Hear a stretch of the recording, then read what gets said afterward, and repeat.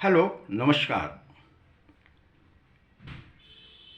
ईश्वर हमें मैं बोलने की इजाज़त कतई नहीं देता, लेकिन हम और आप दुनिया में 100% लोग मैं बोलते हैं।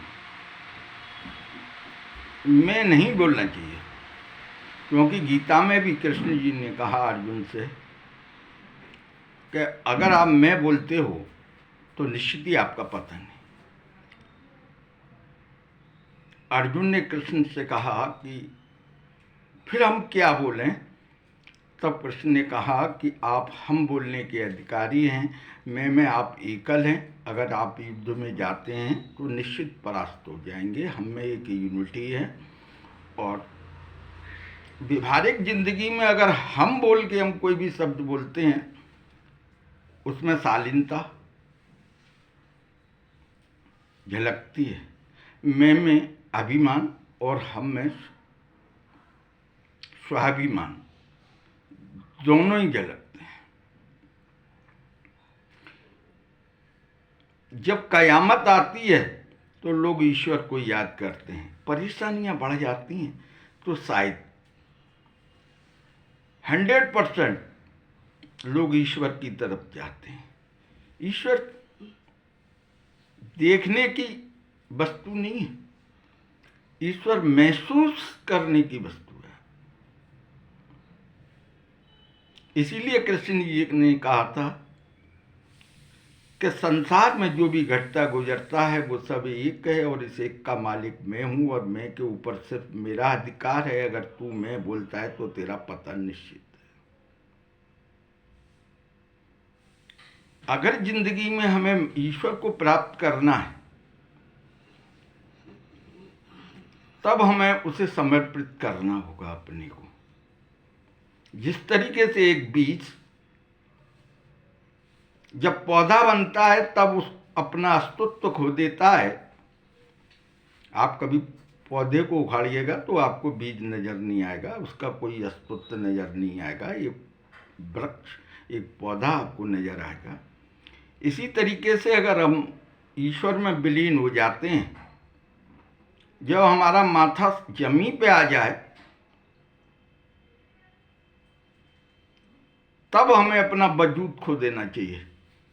हमें उनके प्रति समर्पित हो जाना चाहिए। ये मैं कतई नहीं कहता कि आप 1 घंटे 2 घंटे 4 घंटे 6 घंटे भूखे रह के उपासना करें, ऐसा नहीं है। वो एक क्षण मात्र, जब मेरा सर सजदे में चला जाए या जमीन पे आ जाए, ऐसा मेरा कहना है, उस वक्त में मुझे अपना वजूद खो देना चाहिए। उस क्षण मात्र में उसमें विलीन हो जाऊंगा तो जो भी मैं मांग लूंगा अपने परमपिता परमेश्वर से, तो शायद, ऐसा मेरा मानना है कि वो संपूर्ण हो और आपकी वो इच्छा पूर्ति हो। आप ईश्वर को कभी नहीं देखते। आप जब भी देखते हैं तो अपने इष्ट को देखते हैं, जिसके माध्यम से मैं उस परमपिता परमेश्वर की प्रार्थना करता हूँ, उससे मैं जो कुछ भी मांगता हूँ। 1-2 लाइनें हैं कि जिक्र होता है जब कयामत का तो तेरे जलवों की बात होती है, और तू जो चाहे तो दिन निकलता है, और तू जो चाहे तो रात होती है। और तुझको देखा है मेरी नज़रों ने, रोज़ देख के आते हैं मंदिर में, ये भोलेनाथ हैं, ये मैया है, ये राधा रानी हैं, ये हनुमान जी हैं, जो भी है आपके जहाँ भी आप जाते हैं, शिवालय में जाते हैं, भोलेनाथ हैं। लेकिन तुझको देखा है मेरी नज़रों ने, तेरी तारीफ अब करूं कैसे। न जुबां को दिखाई देता है और न निगाहों से बात होती है। भाई आंखों से तो बातें हो ही नहीं रही, आंखों से तो कोई बात नहीं हो रही, लेकिन जुबान से भी, अपनी जबान से भी कोई तुमसे बातें नहीं हो पा रही। रोज देखते हैं अपने इश्क को, लेकिन उससे बातें करना बड़ा असंभव है, क्योंकि हमारा समर्पण उसके प्रति नहीं है।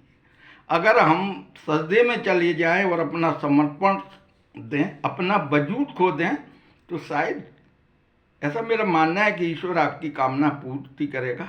धन्यवाद।